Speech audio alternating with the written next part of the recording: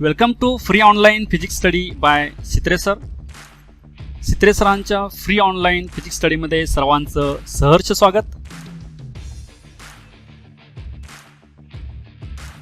In this session, we will study HSC 12th Physics, Chapter 6, Superposition of Waves, Part 2nd.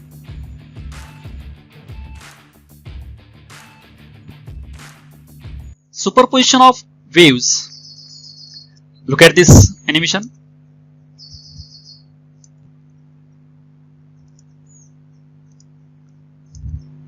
In this case, when two or more waves traveling through a medium pass through a common point, each wave produces its own displacement at that point.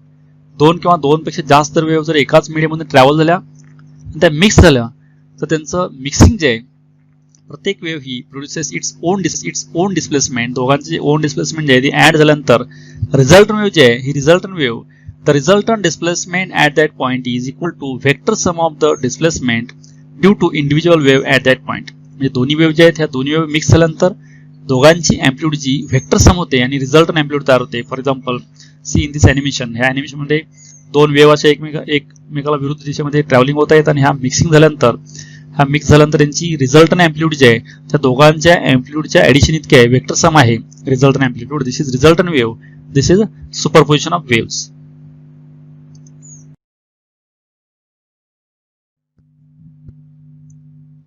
Next point is superposition of two wave pulses of equal amplitude and same phase moving towards each other. म्हणजे दोन वेगवेगळ्या वेव्हच्या pulse आहेत. ह्या pulse same अँप्लिट्यूडच्या same फेजच्या moving towards each other, दोन्ही एकमेकाकडे move होत आहेत. त्या डायग्राम मध्ये दाखवलेलं आहे. तर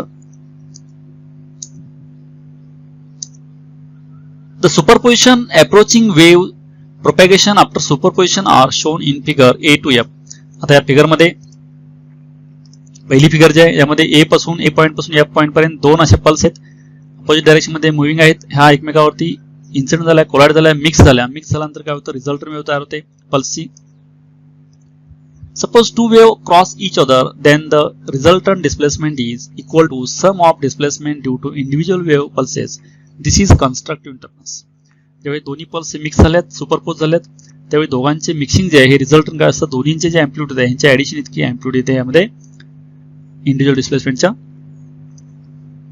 the displacement due to wave pulses after crossing are shown in figure F to G. म्हणजे क्रॉसिंग झाल्यानंतर ज्यावेळी क्रॉसिंग होतं त्यावेळी मिक्सिंग होतं. आफ्टर क्रॉसिंग दोन्हींचं डिस्प्लेसमेंट हे एफ टू जी ह्या डायग्राम मध्ये दाखवलेलं आहे. After crossing each other both waves pulse continue to maintain their individual shape. Cross झाल्यानंतर परत त्यांचे हे इंडिव्हिज्युअल वेव्ह शेप आहे ते मेंटेन केले त्यांनी. तर ह्या अॅनिमेशन मध्ये बघा, ह्या दोन पल्स जे आहेत हे दोन पल्स इंटरफेस झाल्यानंतर मिक्स झाल्यानंतर क्रॉसिंग झाल्यानंतर हे मॅक्झिमम अँप्लिट्यूड तयार होतो. इथं मॅक्झिमम अँप्लिट्यूड क्रॉस झाले बघा. आणि त्या मॅक्झिमम अँप्लिट्यूड जे आहे त्या दोघांच्या इंडिव्हिज्युअल अँप्लिट्यूडच्या ऍडिशन इतके असते आणि ह्यालाच आपण कन्स्ट्रक्टिव्ह इंटरफरन्स म्हणतो.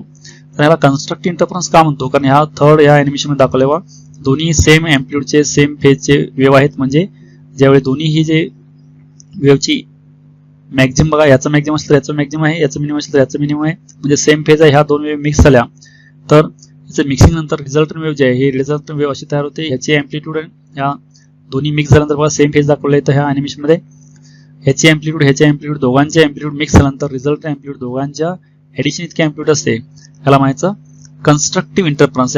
यामध्ये मॅक्झिमम अँप्लिट्यूड तयार झाले दोन्ही वेव्ह मिक्सिंग झाल्यानंतर हे आहे superposition.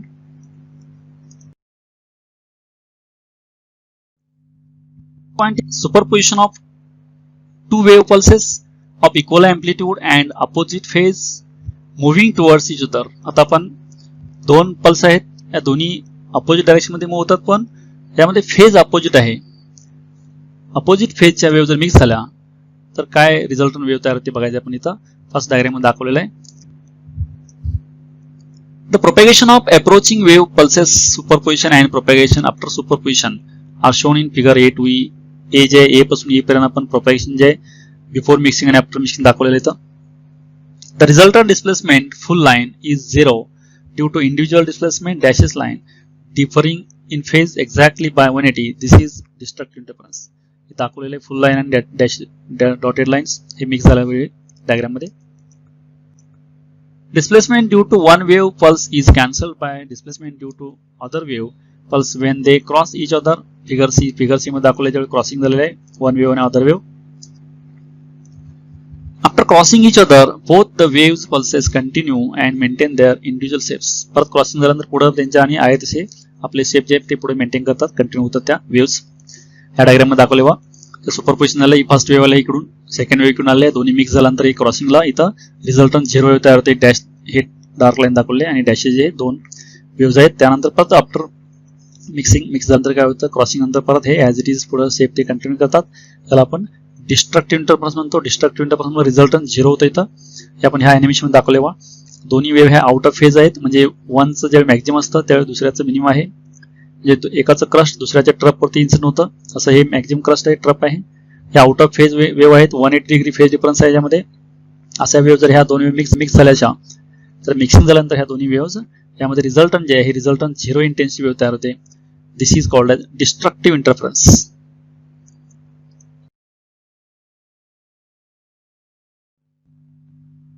Next point is amplitude of the resultant wave produced due to superposition of two waves. दोन वेव्ह जर मिक्स झाला तर दोन्ही वेव्हची रिझल्टंट अँप्लिट्यूड जे आहे ही रिझल्टंट अँप्लिट्यूड काय येते ते आपण अँप्लिट्यूडचं इक्वेशन आपण डिराईव्ह करायचं इथं. त्यामध्ये consider two waves having the same frequency but different amplitudes A1 and A2. Let these wave differ in phase by phi. आपण दोन वेव्ह कन्सिडर केला, त्यामध्ये पहिल्या वेव्हचे अँप्लिट्यूड A1 आहे, दुसऱ्या वेव्हचे अँप्लिट्यूड A2 आहे. आणखीन दोन्हींच्या मधला फेज डिफरन्स जे आहे फाय. अशा दोन वेव्ह जर मिक्स झाल्या, सुपरपोज झाल्या, तर त्यांच्यानंतर जे रिझल्टंट वेव्ह तयार होईल त्या रिझल्टंटचं वेव्हचं इक्वेशन आपण डिटरमाइन करतोय. ते रिझल्टंट वेव्हचं इक्वेशन जे आहे the displacement of each wave at x = 0 is given by. आता आपण ज्या दोन वेव्ह कन्सिडर केल्यात त्या दोन्ही वेव्हची डिस्प्लेसमेंट जे आहे equation, first wave equation y1 = a1 sin of omega t. Second wave equation is y2 = a2 sin of omega t plus phi. Phi is the phase difference between these two waves. A1 is the amplitude of first wave, A2 is the amplitude of second wave, y1 is the displacement of first wave, y2 is the displacement of second wave. Then if these two waves superpose, that is mixed together, then resultant wave is formed. According to the principle of superposition of waves, the resultant displacement at x = 0 is, म्हणजे principle of superposition नुसार resultant वेव्हचं equation जे आहे हे resultant वेव्हचं equation जे आहे y = y1 + y2. Mixing of these two waves, that is addition of these two waves, you will get resultant wave that is y. Equation of first wave that is y1, putting value of this equation of first wave y1 that is a1 sin of omega t plus equation of second wave is y2 a2 sin of omega t plus phi. Now next point, this a1 sin of omega t as it is, now this a2 as it is, now sin omega t plus phi, expanding this sin omega t cos phi plus cos omega t sin phi and multiplying by a2 inside, then this becomes a2 sin omega t cos phi plus a2 cos omega t sin phi. From this, if you take sin omega t here and sin omega t from this equation common, then remaining equation will be in bracket a1 plus a2 cos phi, bracket complete, sin omega t common plus a2 sin phi cos omega t y equal to.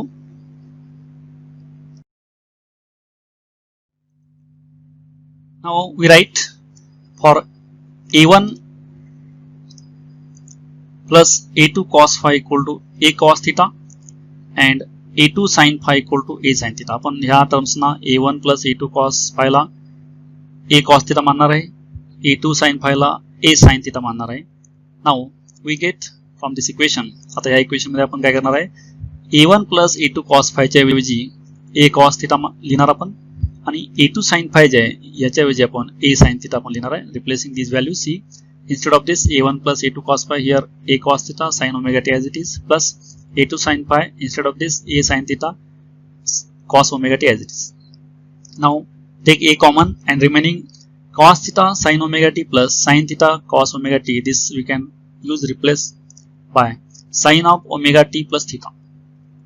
Then this y equal to a sin of omega t plus theta.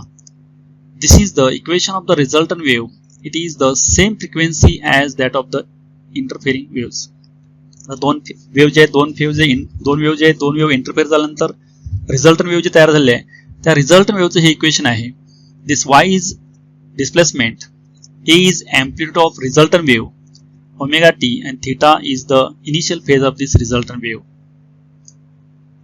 The resultant amplitude A is given by squaring and adding. आता आपण ही resultant amplitude जी आहे ही resultant amplitude किती असते ते आपण काढायचं आहे. स्क्वेअरिंग अँड ॲडिंग आता ही आपण वरती मांडलेली इक्वेशन जी आहेत a1 प्लस a2 कॉस फायला आपण a कॉस थिटा मांडलेला आहे, a2 साइन फायला a साइन थिटा मांडलेला आहे. ही दोन इक्वेशन आहेत याला आपण स्क्वेअरिंग अँड ॲडिंग केलं.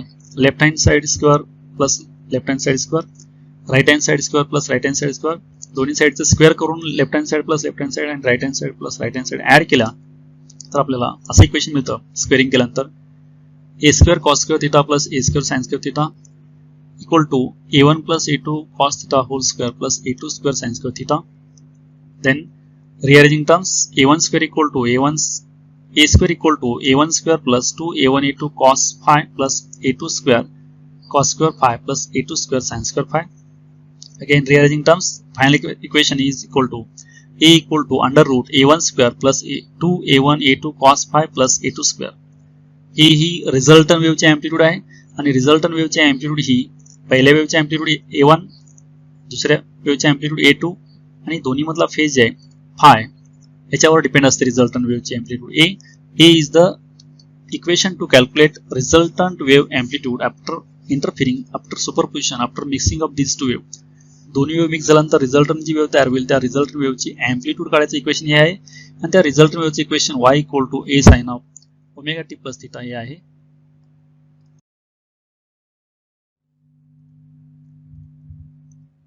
स्पेशल केसेस आता याच्यामध्ये आपण रिझल्टंट अँप्लिट्यूड जे आहे ए त्याचं आपण इक्वेशन डिटरमाइन केलं त्यामध्ये आपण स्पेशल केस दोन बघणार आहे. पहिली केस आहे when phi equal to 0 that is the waves are in phase the resultant amplitude is. जर waves in phase मध्ये असतील तर त्यांची रिझल्टंट अँप्लिट्यूड जे आहे ए हे under root a1 square plus 2a1 a2 cos phi, फायची व्हॅल्यू 0 टाकली प्लस a2 स्क्वेअर हा जे आहे a1 प्लस a2 चा होल स्क्वेअर आहे, स्क्वेअर आणि स्क्वेअर रूट कॅन्सल झालं. Then resultant equation is a equal to a1 plus a2. The resultant amplitude is maximum when phi equal to 0. ज्यावेळी phi ची value 0 असते त्यावेळी ही amplitude maximum येते. त्याच्यामध्ये पण आपण अजून एक if the amplitudes of the waves are equal that is a1 equal to a2 equal to a then the resultant amplitude is maximum that is 2a. जर आपण a1 पण a टाकलं a2 पण a टाकलं तर a plus a2a he maximum amplitude येते जर a1 equal to a2 equal to a असेल तर. Second case, when phi equal to pi, that is the waves are out of phase, the resultant amplitude is. जर waves out of phase असतील तर त्यावेळी resultant amplitude जी आहे ती a equal to under root a1 square plus 2a1 a2 cos pi plus a2 square. This is minus, hence a1 square minus 2a1 a2 plus a2 square. This is the a1 minus a2 whole square. हा याचा square आहे तो म्हणून square आणि square route cancel झाला त्यावेळी a1 minus a2 value. The resultant amplitude is minimum when phi equal to pi. Phi ची value pi असेल त्यावेळी resultant is minimum असते. त्यामध्ये पण आपण जर if the amplitudes of the waves are equal that is a1 equal to a2 equal to a then the resultant amplitude is minimum that is 0. जर a1 आणि a2 same असतील तर a minus a 0 होतं म्हणजे resultant amplitude जे आहे minimum असते 0 असते. हे आउट ऑफ फेजला that is phi equal to pi असते वेळी ह्या दोन स्पेशल केस आहेत अँप्लिट्यूडच्या. Next one is the intensities of the waves are proportional to the square of their amplitude. वेव्हच्या ज्या इंटेन्सिटी असतात त्या इंटेन्सिटी त्याच्या अँप्लिट्यूडच्या स्क्वेअरवर डिपेंड असतात. म्हणून आपण फर्स्ट केसमध्ये hence when phi equal to 0 ज्यावेळी phi 0 असतो त्यावेळी इंटेन्सिटी मॅक्झिमम ही अँप्लिट्यूड मॅक्झिमम वरती स्क्वेअरवरती डायरेक्टली प्रोपोर्शनल असते. म्हणजेच काय I max directly proportional to square of the maximum amplitude. But for phi equal to 0 already we have calculated a is a1 plus a2 square that is I max maximum amplitude आहे ही intensity दोन्हीच्या अँप्लिट्यूडच्या ऍडिशनच्या स्क्वेअरच्या प्रमाणात बदलते. And when phi equal to pi ज्यावेळी second केस आहे phi ची value pi असेल त्यावेळी I minimum intensity proportional to minimum amplitude square that is and minimum amplitude is a1 minus a2 whole square. Second कंडिशनला minimum intensity. Therefore intensity is maximum when the two waves are in phase while intensity is minimum when the two waves interfere out of phase. म्हणजे दोन wave जर in phase मध्ये mix झाल्या तर त्यामध्ये intensity maximum असते ही I max आणि दोन वेव्ह जर आउट ऑफ फेज मिक्स झाल्या तर त्याची इंटेन्सिटी मिनिमम असते. इन फेज म्हणजे phi equal to 0, out of phase म्हणजे phi equal to pi. या दोन आपण केसेस बघितल्या इंटेन्सिटीच्या, intensity minimum and intensity maximum.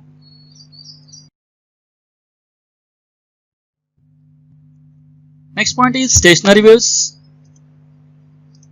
In this case, first point is formation of stationary waves. आता आपण स्टेशनरी वेव्ह कशी तयार होते आपण बघायचं आहे. त्यासाठी आपण इथं एक स्ट्रिंग कन्सिडर केले आहे. Formation of stationery waves on a string. The two sides arrows indicates the motion of the particles of the string. आता या दोन्ही रिजल्ट सपोर्टला एक स्ट्रिंग अशी बांधलेली आहे. त्याच्यामध्ये if a string stretched between two fixed points pulled at the middle and released we get stationary wave. आपण ही दोन रिजिड सपोर्टला जी स्ट्रिंग बांधले या साईडला मध्ये पकडून आपण वन साईडला पुल केलं, ओढलं आणि स्ट्रेच करून सोडलं तर हे असं व्हायब्रेशन होऊन आपल्याला अशी स्टेशनरी वेव्ह फॉर्मेशन होते, तयार होते. Releasing of string produced two progressive waves travelling in opposite directions reflects at the fixed ends combine to produce stationary waves. आपण जे वन साईडला हे स्ट्रिंग पुल करतो त्यामुळे दोन्ही साईडला दोन डायरेक्शन मध्ये अपोजिट डायरेक्शन मध्ये ह्या प्रोग्रेसिव्ह वेव्ह तयार होतात. आणि ह्या दोन अपोजिट डायरेक्शन मधल्या प्रोग्रेसिव्ह वेव्ह मिक्स झाल्यानंतर रिझल्टंट जे आहे ही स्टेशनरी वेव्ह तयार होते. ह्या अॅनिमेशन मध्ये दाखवले वा ही वेव्ह वन डायरेक्शन मध्ये जात आहे आणि इथं इन्सिडेंट झालेला आहे. इन्सिडेंट होऊन रिफ्लेक्टेड बॅक जी वेव्ह आली ही रिफ्लेक्टेड बॅक वेव्ह आणि इन्सिडेंट वेव्ह दोन्ही वेव्ह मिक्स होऊन इथं हे स्टेशनरी पॅटर्न तयार होते. हा लूप्स तयार होतात. असे हे जे लूप्स तयार झाले असे स्टेशनरी वेव्हचे, असं हे स्टेशनरी वेव्हचं फॉर्मेशन होत असतं.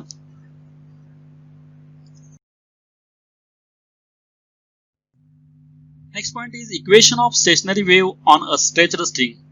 आता आपण जस्ट पाहिलं की दोन्ही रिजिड सपोर्टला स्ट्रेचड स्ट्रिंग बांधलेले आहे. त्याला मध्ये आपण प्लग केलं, वन साईडला पुल करून रिलीज केलं तर स्टेशनरी वेव्ह तयार होते. म्हणजे ऍक्च्युली दोन प्रोपॅगेटिंग वेव्ह तयार होतात. त्या दोन्ही प्रोपॅगेटिंग वेव्ह मिक्स झाल्यानंतर रिझल्ट स्टेशनरी वेव्ह तयार होते. ही जी रिझल्ट स्टेशनरी वेव्ह आहे इथं बघा अॅनिमेशन मध्ये हे वन साईडला पुल करून रिलीज केल्यानंतर हे जे लूप्स तयार झाले ही स्टेशनरी वेव्ह आहेत. वन डायरेक्शनला जी वेव्ह जाते ती इन्सिडेंट होऊन रिफ्लेक्ट होऊन इन्सिडेंट वेव्ह आणि रिफ्लेक्टेड वेव्ह दोन अपोजिट डायरेक्शनला एकाच पाथवरती ज्या वेव्ह मिक्स होतील, इंटरफेअर होतील, सुपरपोज होतील, त्यावेळी सुपरपोजिशन होऊन आपल्याला ही स्टेशनरी वेव्ह तयार होते. म्हणजे दोन अपोजिट डायरेक्शनला जे मुव्हिंग वेव्ह आहेत जाणाऱ्या सेम अँप्लिट्यूडच्या त्या मिक्सिंग झाल्यानंतर आपल्याला रिझल्टंट स्टेशनरी वेव्ह तयार होते. आता या स्टेशनरी वेव्हचं आपण इक्वेशन डिटरमाइन करणार आहे. त्यामुळे इक्वेशन त्यासाठी आपण consider two simple harmonic progressive waves of equal amplitude A and wavelength lambda propagating on long uniform string in opposite directions. Remember 2 pi by lambda is equal to k and 2 pi n equal to omega. आता दोन simple harmonic waves आहेत. ह्या दोन simple harmonic waves opposite direction मध्ये पण travelling होत आहेत. ह्या दोन्ही वेव्स मिक्स झाल्या. The equation of wave travelling along x axis in the positive direction is. आता जी पॉझिटिव्ह एक्स डायरेक्शनला वेव्ह ट्रॅव्हल होते सिंपल हार्मोनिक प्रोग्रेसिव्ह त्याचं इक्वेशन आहे y1 equal to a sin of. आता इथं आपण ओमेगा टी ऍक्च्युअली इक्वेशन आहे पण ओमेगाच्या आणि ह्या व्हॅल्यू पुट केल्या तर व्हॅल्यू पुट केल्यानंतर हे आपल्याला असं मिळालंय ओमेगा टीची व्हॅल्यू पुट केल्यानंतर 2 pi in bracket n t minus x by lambda. X displacement आहे, वाय लॅम्बडा, लॅम्बडा हे वेवलेंथ आहे, एन फ्रिक्वेन्सी आहे first wave. The equation of travelling along the x axis in negative direction. जर निगेटिव्ह डायरेक्शनला ही wave travel झाली simple harmonic progressive wave त्याचं इक्वेशन जे आहे हे y2 equal to a sine of 2 pi into bracket n t plus x by lambda bracket complete. Equation of first wave y1, equation of second wave y2. ह्या दोन wave जे आहेत opposite direction मध्ये travelling होणाऱ्या wave त्याच्या आपल्या दोन्ही वेव्हची equation आपल्याला माहिती आहे ही y1 आणि y2.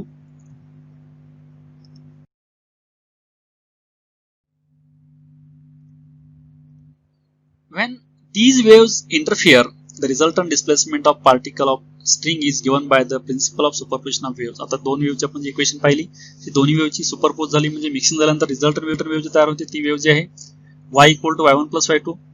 y as it is putting value of y1 that is equation of first wave a sin of inside the flower bracket 2 pi inside the bracket nt minus x by lambda right complete plus second wave equation y2 equal to a sin of inside bracket 2 pi again bracket nt plus x by lambda bracket complete. या दोन्ही y1 आणि y2 ची value आपण put केल्या आहे equation मध्ये. नंतर आपण हे फॉर्म्युला हा वापरलेला आहे sin c plus sin d equal to 2 sin c plus d by 2 cos c minus d by 2. तर हा फॉर्म्युला वापरल्यानंतर आणि रिअरेंजिंग करून टर्म्स आपल्याला y equal to 2a sine of 2 pi n t cos of 2 pi x by lambda हे equation मिळालं. Terms rearrange केल्या, कॉसची टर्म अगोदर लिहिली, साइनची टर्म नंतर लिहिले. 2a cos 2 pi x by lambda sign 2 pi n T हे इक्वेशन मिळालं y इक्वल टू. याच्यामध्ये आपण 2a cos 2 pi x bye लॅम्बडाला आपण a मानलं, ह्या टर्मला a मानलं तर हे इक्वेशन होईल y equal to a sine of 2 pi n t. This is the equation of this resultant stationary wave. Stationary wave जे तयार झाले त्या वेव्हचं हे रिझल्टंट इक्वेशन मिळालं आपल्याला. आता या रिझल्टंट वेव्ह मध्ये स्टेशनरी वेव्हच्या ओमेगाची व्हॅल्यू पुट केली 2πn तर आपला रिझल्टंट इक्वेशन असं मिळेल. तर y equal to a sin of omega t. This is the resultant stationary wave equation. दोन्ही वेव्ह मिक्स झाल्यानंतर रिझल्टंट स्टेशनरी वेव्ह जे तयार झालं त्याचं इक्वेशन मिळालं आपल्याला y equal to a sin of omega t. Then this is the equation of stationary wave which gives resultant displacement due to two simple harmonic progressive. दोन simple harmonic progressive mix झाल्यानंतर resultant जे displacement मिळालेलं आहे त्याचं equation आहे. When two identical waves traveling along the same path in opposite direction interfere with each other, resultant wave is called stationary wave. दोन identical wave जे travelling along same path opposite direction मध्ये त्या जर interfere झाल्या mix झाल्या तर stationary wave form होते.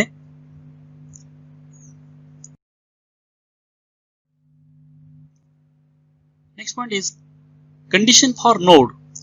आता आपण जे रिझल्टंट वेव्ह इक्वेशन डिटरमाइन केलंय स्टेशनरी वेव्हचं त्यामध्ये कंडिशन फॉर नोड्स हे जे आहे, nodes are the point of minimum displacement. This is possible if the amplitude is minimum that is 0. That is see in this diagram आपण जे दोन opposite direction मध्ये सिंपल हार्मोनिक प्रोग्रेसिव्ह वेव्ह जातात त्या mix झाल्यानंतर स्टेशनरी वेव्ह तयार झालेले असे लूप्स तयार झाले आहेत आणि हे जे पार्टिकल्स आहेत हे असे ऑसिलेशन करतात, व्हायब्रेशन करतात. त्यामध्ये मिनिमम एम्प्लिट्यूड जे आहे इथं 0 जे आहे याला म्हणायचं नोड्स आणि ही मॅक्झिमम एम्प्लिट्यूड जे आहे हे मॅक्झिमम व्हायब्रेशन जे होतं याला म्हणायचं अँटी नोड्स. तर मिनिमम जे आहे मिनिमम म्हणजे 0 एम्प्लिट्यूड त्याला आपण नोड म्हणतो. ही जी कंडिशन बघायची आपण ही कंडिशन हे कधी होतं 0 म्हणजेच काय ज्याला आपण एम्प्लिट्यूड मानलेलं आहे एम्प्लिट्यूड 2a cos 2πx/λ आपण a मानलं तर आणि ही एम्प्लिट्यूड जेव्हा 0 असते त्यावेळी नोड असतो म्हणून हे आपण 0 ला इक्वेट केलं तर हे 0 ला इक्वेट केल्यानंतर cos 2πx/λ इक्वल टू 0 आलं. अगेन हे जे ज्यावेळी 2πx/λ ची व्हॅल्यू जर π/2 3π/2 5π/2 इतक्या असतील त्यावेळी हे cos हे 0 असतं. म्हणून x इक्वल टू ज्यावेळी हे इथं आपण पुट केलं ज्यावेळी ही व्हॅल्यू फर्स्ट त्याला इक्वेट केली 2πx/λ जर आपण π/2 ला इक्वेट केलं तर x ची व्हॅल्यू λ/4 येते. जर आपण 2πx/λ ही जर व्हॅल्यू 3π/2 ला इक्वेट केली तर नेक्स्ट व्हॅल्यू x ची 3λ/4 येते. म्हणजेच ह्या x च्या व्हॅल्यूला हे जे एम्प्लिट्यूड जे आहे 0 असते म्हणजेच काय नोड असतो म्हणजे x इक्वल टू λ/4.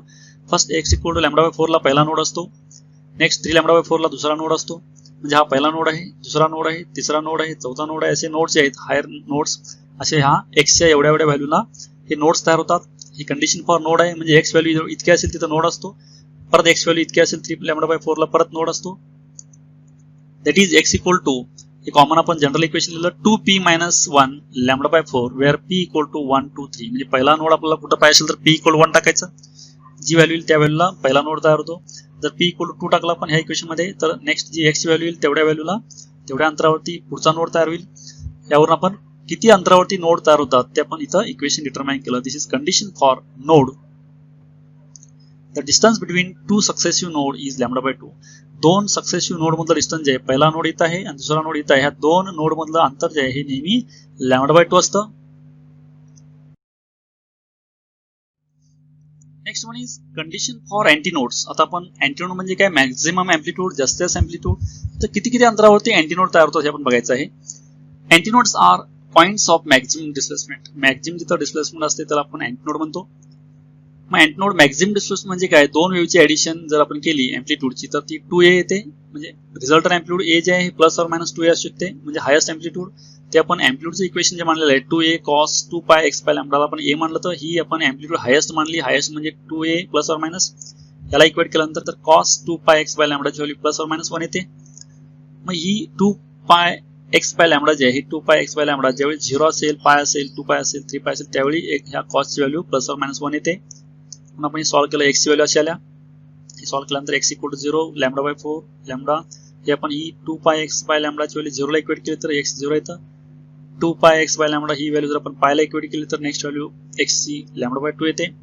2πx/λ हे जर आपण 2π ला इक्वेट केलं आणि सॉल्व्ह केलं तर x ची व्हॅल्यू λ येते. असं आपण इक्वेट करत गेलो आणि हायर व्हॅल्यू सॉल्व्ह केलं तर x च्या या व्हॅल्यूला काय असते अँटीनोड असतं म्हणजे मॅक्झिमम डिस्प्लेसमेंट असते. आपण हे जनरल इक्वेशन असं लिहू शकतो x equal to λp/2 where p equal to 0 1 2 3. p ची व्हॅल्यू आपण ह्या टाकला तर आपल्याला त्यावेळी आपल्याला मिळणार जे अँटीनोड्स किती अंतरावरती अँटीनोड मिळतील ते आपण ह्या x च्या इक्वेशन आपण काढू शकतो. The distance between two successive antinode is λ/2. दोन सक्सेसिव्ह अँटीनोड मधलं डिस्टन्स पण λ/2 असतं. इथं आपण किती अंतरानंतर अँटी नोड्स आणि किती अंतरानंतर नोड्स तयार होतात हे आपण ह्या रिझल्टंट स्टेशनरी वेव्हच्या इक्वेशन मध्ये बघितलं आपण.